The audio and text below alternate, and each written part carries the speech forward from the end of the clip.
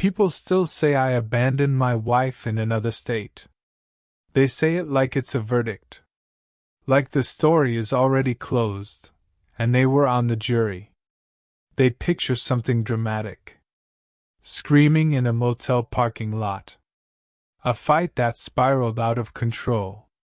Me peeling out of there in anger, just to hurt her.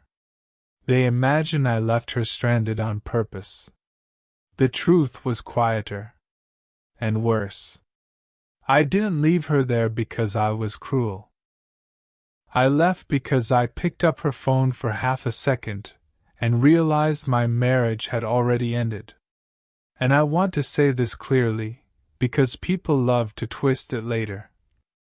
I never planned to leave her there. We were driving through Arizona on what she called a reset trip. Her words. Reset. New scenery. Long roads. No distractions. Forced conversations. The kind of trip people suggest when something is broken, but neither side wants to say it out loud yet. I agreed because I still believed love worked like effort. Like if you stayed patient long enough. If you kept choosing someone even when it felt hard. It would eventually come back around and choose you too. That belief hadn't failed me before. The highway felt endless. Flat. Quiet. The kind of desert that makes your thoughts louder whether you want them to be or not. She slept in the passenger seat with her head against the window. One hand resting on her purse like she was guarding something. I noticed it without attaching meaning to it. I still trusted her then. Saying that now feels embarrassing. But it's the truth.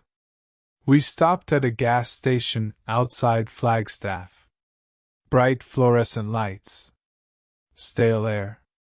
One of those places that feels temporary by design. She stayed in the car and asked me to grab her a water. I went inside, bought 2 bottles, and walked back out. That's when I saw the driver's door. Hanging open, like the car was mid-breath. Her seat was empty. Her purse was still on the seat. Her wallet wasn't in it. That detail didn't register right away. What registered was the sound. Her phone was vibrating against the leather seat. I didn't grab it to snoop. I didn't feel suspicious. I just wanted it to stop buzzing. That's it. The screen lit up. She'd been using it minutes earlier. No lock. She never locked it around me. Like I was the safe place. That detail is almost funny now. In the kind of way that makes your stomach turn. A message preview filled the screen. I can't stop thinking about last night. Are you sure he doesn't suspect anything? I read it once. Then again. There are sentences that don't need context. They don't need explanation. They just need you to be the person they're written about. What surprised me wasn't the words. It was my body. My hands didn't shake. My heart didn't race. What I felt first was embarrassment. Deep. Heavy. Like I'd been the punchline to a joke everyone else had already heard. Like the whole room had been laughing politely behind my back, and I'd just walked in. I scrolled. There was no guilt. No hesitation. No. We shouldn't be doing this. Just familiarity. Inside jokes. Plans. Complaints about me that read like she'd been storing them up. He's so distant lately. He doesn't notice anything. I feel more alive with you. That line stayed with me. More alive. Like I was something she had to survive instead of someone she chose. Like our life together was a waiting room she'd already checked out of. I locked the phone and put it back exactly where it had been. My hands were steady. That scared me more than anything else. A few minutes later, she came back. Bag of snacks in her hand. Phone already unlocked. She paid with it casually, like nothing in the world had shifted. "Hey," she said. "You get the water?" I handed her the bottle. She smiled. She kissed my cheek, light, automatic. Like muscle memory. We drove. She talked about the playlist. About the motel we'd booked. About a place she wanted to stop and take pictures. I stared at the road and listened to her voice like it belonged to a stranger on a podcast. Familiar tone. No intimacy. Every laugh felt rehearsed.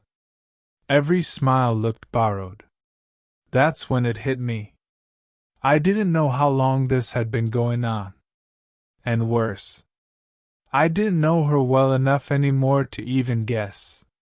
We checked into a small motel just before sunset. Pink sky. Quiet desert.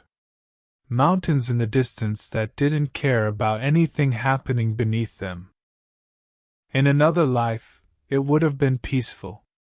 In this one, it felt like a set built for a scene I hadn't agreed to be in. That night, she slept beside me.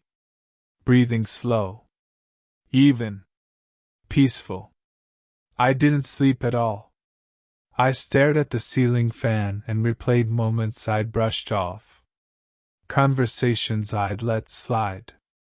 Instincts I'd talked myself out of because they felt inconvenient. My marriage didn't explode that night. It didn't scream. It didn't shatter. It just stopped. Quietly. In the morning, I got up before she did. My body moved on autopilot. Shower. Clothes. Keys. I packed a small bag. Wallet. Documents. Laptop. I still had work with me. I was technically on call. Nothing dramatic. Just what mattered. I sat on the edge of the bed and looked at her for a long second. I thought about waking her up. Demanding answers. Forcing a confession. Dragging the truth out into the light so it couldn't hide anymore. But I didn't. Because I wasn't going to beg for honesty from someone who'd been practicing lies. I grabbed the motel notepad. I didn't write a speech. I didn't write an accusation. I wrote 2 words. Heavy enough to end everything. I know. I left it on the nightstand where she couldn't miss it. Then I walked out. The desert didn't react. The sky didn't change. The world didn't pause for a dramatic beat. I got in the car. And drove. She woke up a few hours later. She called her sister. Family wired her money. They booked her a bus ticket. She was home the next day. People like to bring that part up. Like leaving her there was the punishment. It wasn't. Leaving wasn't punishment. It was a boundary. Driving home alone didn't feel like freedom.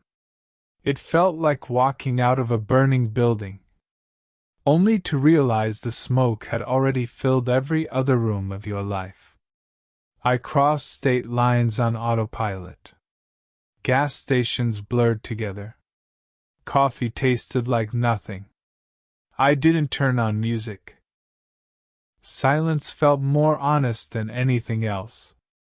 Every few hours I checked my phone.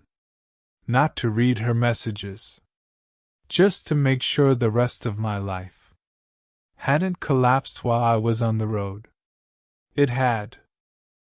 By the time I pulled into my driveway, the story had already been rewritten without me. The house looked exactly how we'd left it. Shoes by the door. A candle half burned on the coffee table. Everything frozen in a version of reality that didn't exist anymore. I didn't unpack. I sat on the edge of the couch and let the silence settle. That's when my phone buzzed. Her sister texted first. Careful. Measured.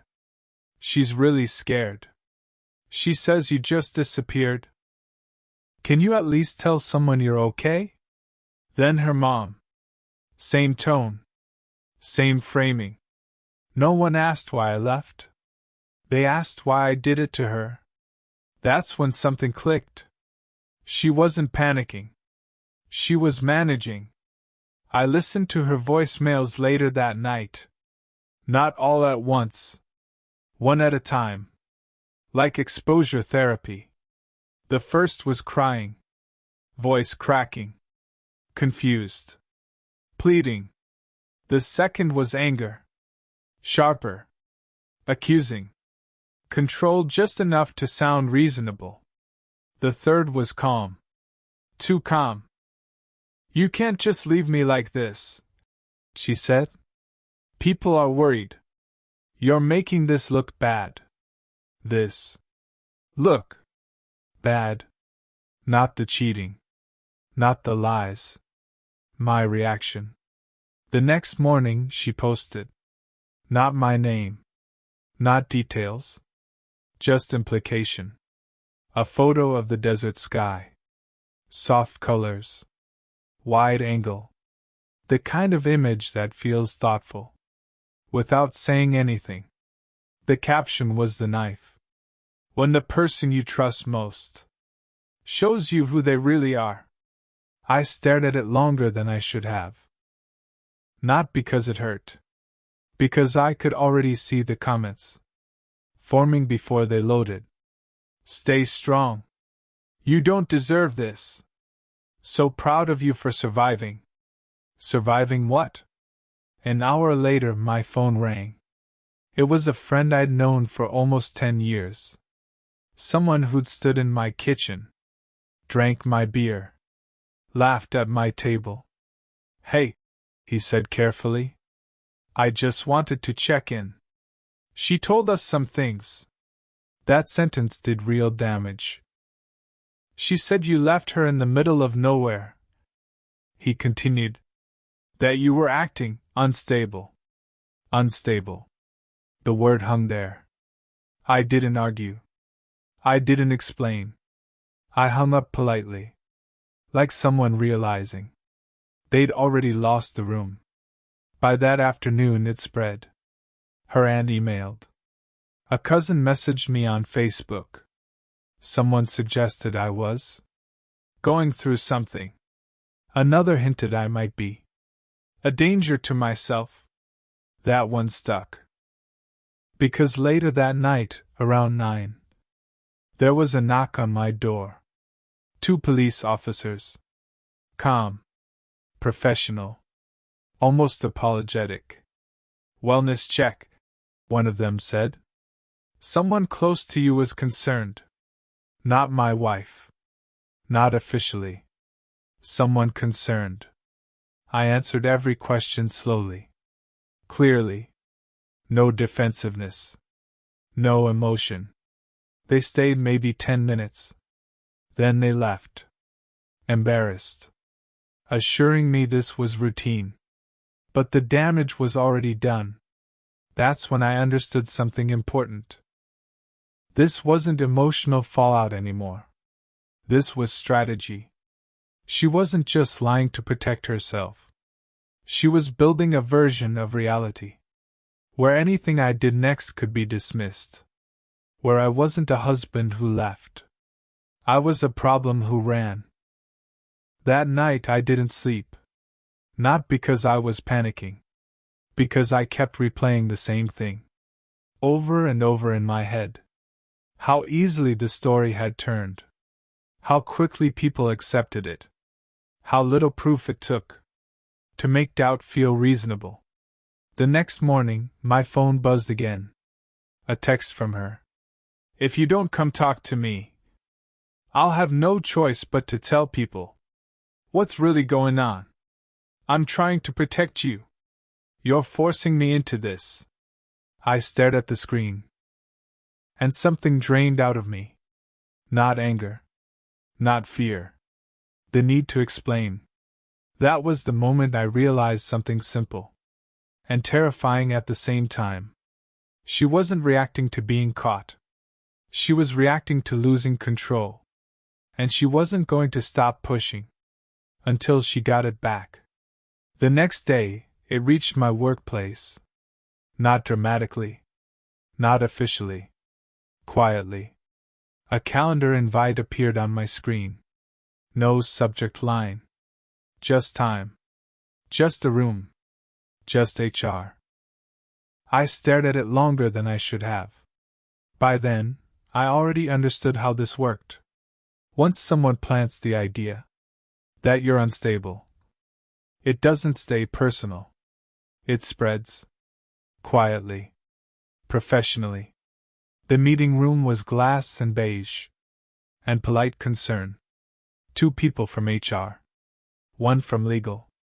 No accusations? They didn't need them. How are you holding up? Have you been under unusual stress lately? Do you feel supported right now? Each question was soft. Careful. Designed to sound harmless. Then the sentence.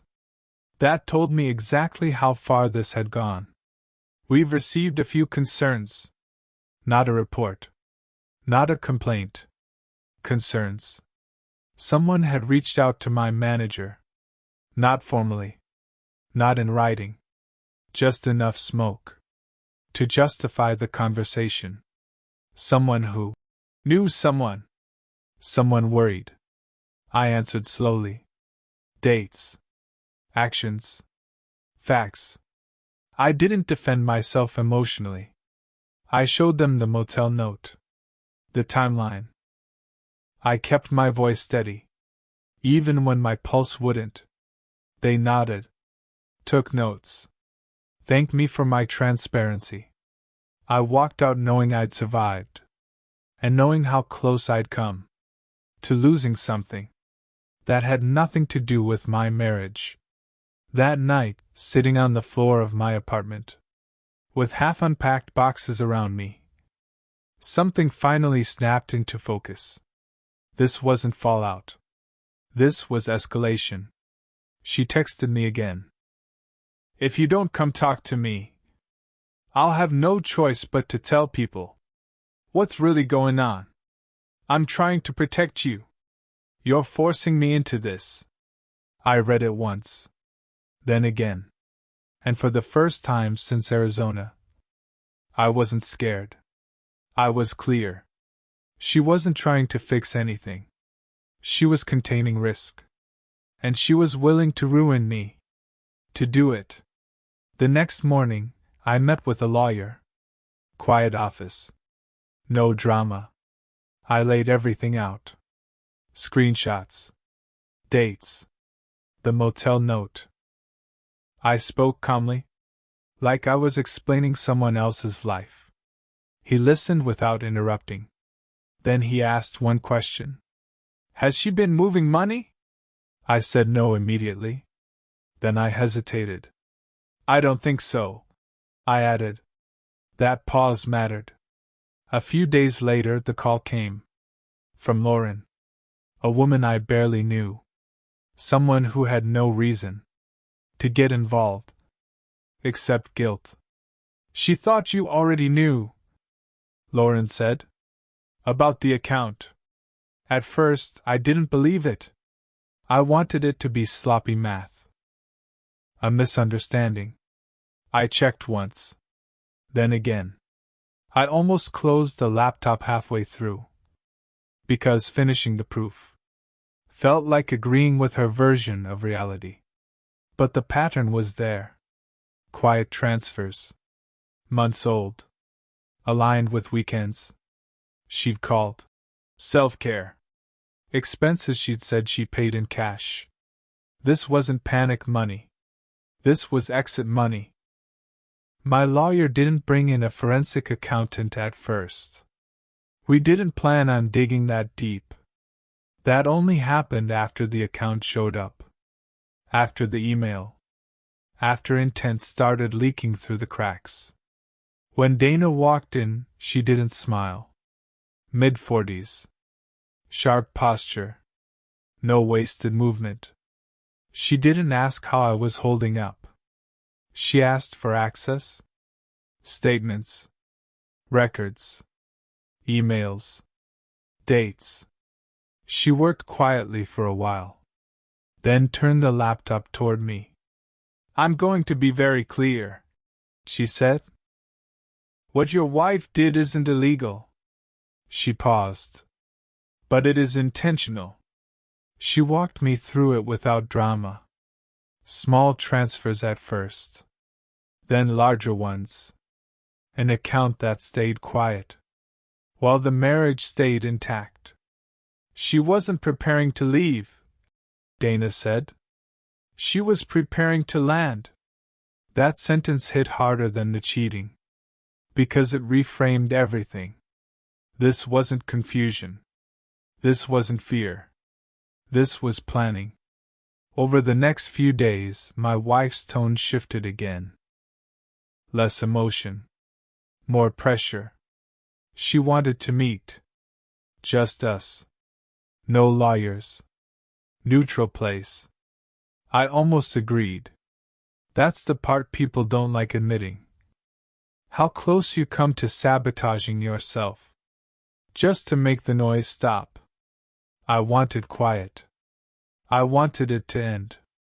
Dana stopped me. If she's asking for a private meeting now, she said, it's because she wants something. She can't get through counsel. So we waited. And that's when she made the mistake. That ended everything. She emailed me directly. Long. Emotional. Defensive. A justification wrapped in vulnerability. Buried in the middle of it was the line that changed the entire case. I only moved that money because I didn't know how long you'd stay. Not leave. Stay. Dana highlighted it. Leaned back. That, she said, is intent. In that moment, the power shifted completely. I stopped answering messages. Stopped reacting. Stopped explaining. For the first time since the gas station in Arizona, I wasn't being dragged through events anymore. I was letting her walk straight into evidence. And she had no idea. The mediation was scheduled for a Tuesday morning. Not symbolic. Not dramatic. Just early enough to ruin the rest of your week. I arrived 15 minutes early. Not because I was nervous. Because I didn't want my first reaction of the day to be seeing her. I needed to be settled before she walked in. Grounded in the version of reality that paperwork doesn't argue with. She arrived late. 10 minutes. Not enough to apologize for. Just enough to reassert control. That illusion didn't last. When the folder hit the table, the room changed. Statements. Timelines. Transfers highlighted in yellow. Dates that didn't need interpretation. Her lawyer stopped writing. She looked at me for the first time. Not angry. Not sad. Afraid. She hesitated. That hesitation was expensive. From that moment on, the outcome stopped being negotiable. What she wanted didn't matter anymore. What could be defended did. She didn't lose everything. But she lost what she thought was protected. After the mediation, nothing exploded. There was no public reckoning. No moment where everyone suddenly understood. Life doesn't work like that. It recalibrates.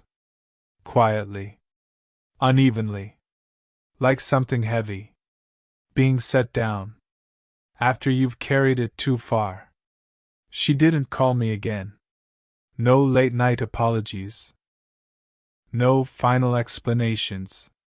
Her lawyer handled everything. Even that slowed. Once it became clear, there was nothing left to negotiate. The settlement finalized without a courtroom. No speeches. No audience. Just signatures. She didn't lose everything. She lost control. The version of events where she was the survivor, and I was the unstable villain, didn't survive contact with paperwork. Stories fall apart when they have to stay consistent. Sympathy dries up when timelines stop lining up. Months later, I found the motel note, folded inside an old jacket. I know. It didn't hurt anymore. It felt finished. People still say, I abandoned my wife in another state. They say it like they're testing me, waiting for a reaction, an explanation, a crack. I don't give them one, because I didn't abandon her. I left a marriage that had already left me, quietly, deliberately. Walking away wasn't weakness. It wasn't cruelty. It wasn't revenge. It was a boundary. And the hardest lesson I learned wasn't that betrayal hurts. It was this: people don't break when you confront them. They break when you stop needing their version of the story. I didn't get revenge. I got my life back. And that was justice. If this story stayed with you, you're probably someone who pays attention to patterns. Subscribe. I tell these stories for people who do.